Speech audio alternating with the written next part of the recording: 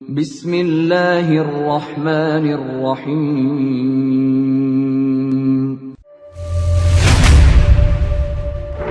يا أيها الذين آمنوا ادخلوا في السلم كافة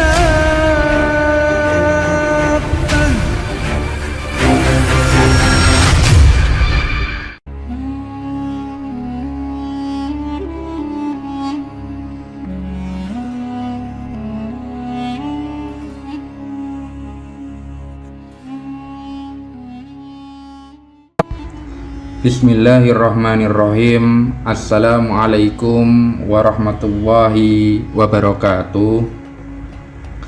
Pada kesempatan kali ini saya akan membahas sejarah mengenai sejarah bangsa Semit. Tujuan saya menyampaikan sejarah ini tidak lain adalah untuk menambah wawasan kita semua agar kita dapat mengetahui hal-hal yang berkaitan mengenai sejarah-sejarah umat terdahulu, bahkan sampai hingga saat ini. Nah, bagaimana sejarahnya? Marilah kita simak pembahasan berikut ini. Bangsa Semit merupakan kelompok etnis yang mendiami Timur Tengah dan telah memikat para peneliti dan sejarawan sepanjang masa. Semit ini merujuk pada kelompok yang menggunakan bahasa Semit yang terdiri dari bahasa kuno dan modern yang meliputi bahasa-bahasa seperti Arab, Ibrani, Assyria, Babilonia, kemudian Venesia dan lain sebagainya.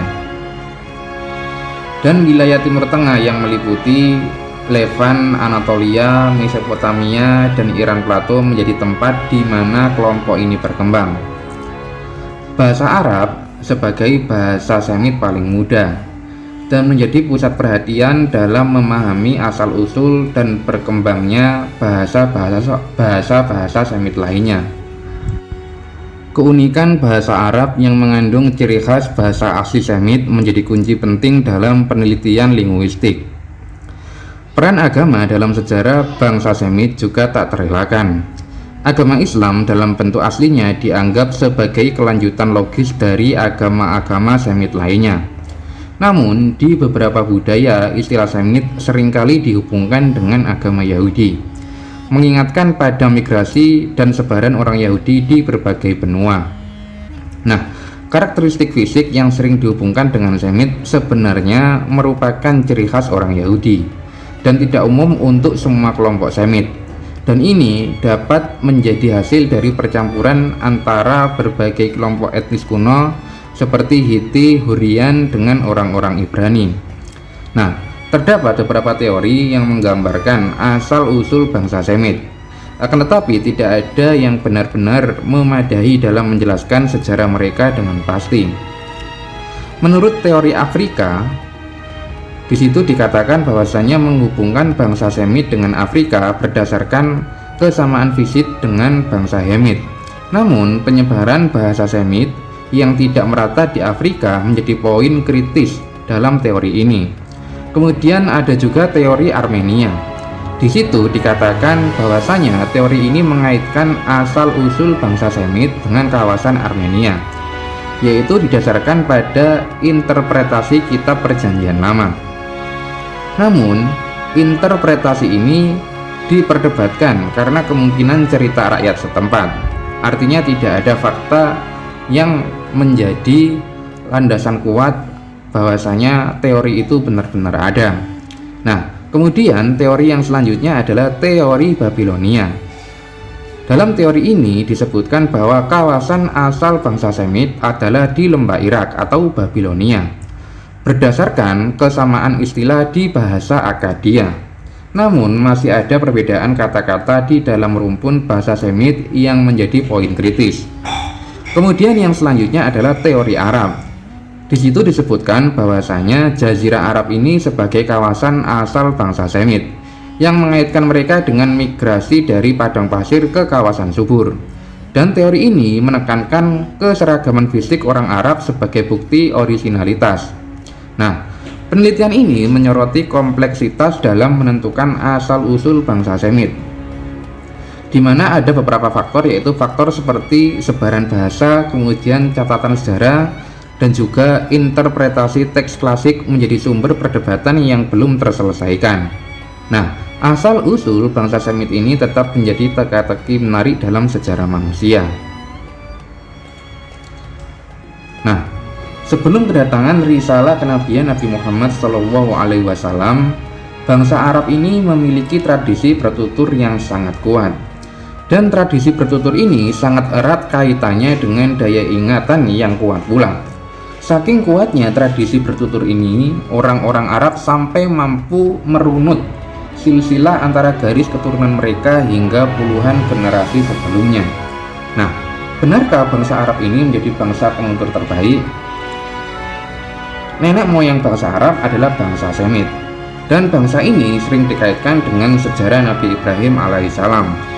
Sejarawan Israel yang bernama Wilson, sebagaimana dikutip dalam buku yang dikarang oleh Ahmad As-Solabi, berpendapat bahwa bangsa Arab adalah bangsa Semit.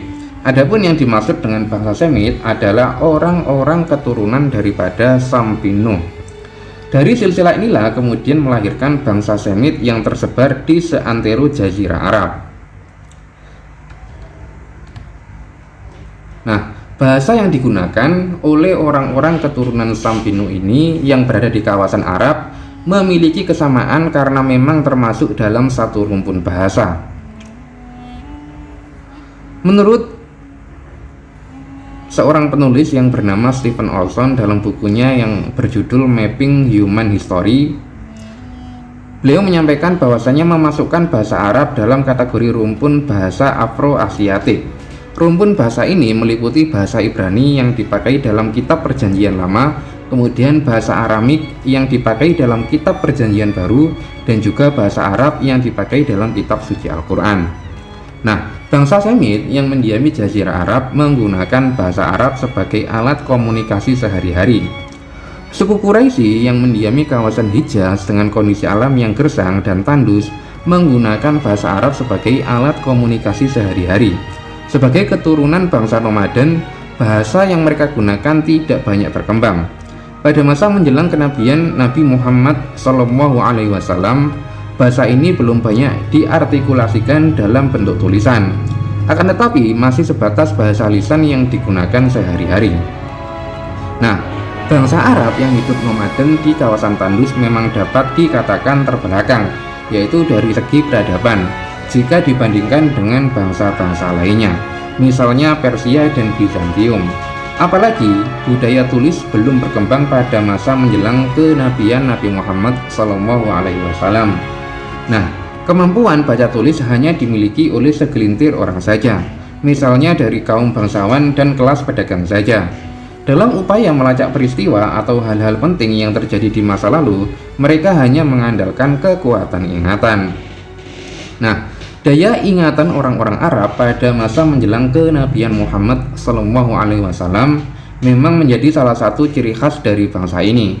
Salah satu tradisi orang-orang Arab yang masih bertahan hingga kini adalah kebiasaan menyebut secara runtut silsilah keluarga hingga beberapa generasi sebelumnya. Dengan kekuatan daya ingatan, mereka juga mampu menuturkan atau mengisahkan peristiwa-peristiwa di masa lalu tanpa menggunakan sumber-sumber atau bukti-bukti empiris. Ciri khas metode kisah atau metode penuturan lebih mengutamakan aspek substansi pesan ketimbang validitas sumber atau bukti empiris. Nah, sekalipun orang-orang Arab belum begitu mengerti mengenai huruf pada masa menjelang kenabian Nabi Muhammad SAW, akan tetapi bangsa ini telah memiliki keluhuran budi dalam berbahasa. Seni keindahan dan ketandasan bahasa telah berkembang dan menjadi budaya positif yang bernilai tinggi. Nah, satu bukti yang dapat menunjukkan keluhuran budi bahasa orang-orang Arab sebelum kedatangan Islam adalah tradisi perlombaan syair yang digelar tahunan di Pasar Ukaz. Ketika Pasar Ukaz digelar, masing-masing suku Arab berkompetisi dalam kemahiran mengubah dan melantunkan syair. Bagi pemenang kompetisi sastra tersebut, buah karyanya akan dipasang di dinding Ka'bah. Karya sastra terbaik disebut Al-Mu'allaq. Secara harfiah, kata Al-Mu'allaq artinya sesuatu yang digantung. Adapun yang dimaksud dalam dua karya sastra terbaik yang digantung di dinding Ka'bah. Nah, dalam konteks historis sosial kultural semacam inilah Al-Quran sebagai wahyu paripurna diturunkan. Al-Quran diwahyukan kepada Nabi Muhammad SAW yang merupakan seorang dari bangsa Arab.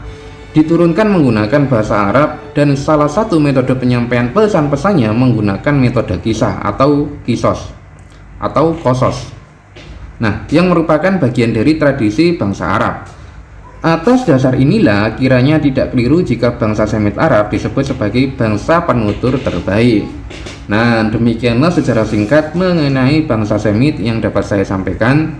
Semoga yang sedikit ini dapat menambah wawasan kita semua dan juga dapat bermanfaat bagi kita semua. Akhirul kalam, wallahu a'lam bishawab, billahi taufiq wal hidayah. Wassalamualaikum warahmatullahi wabarakatuh.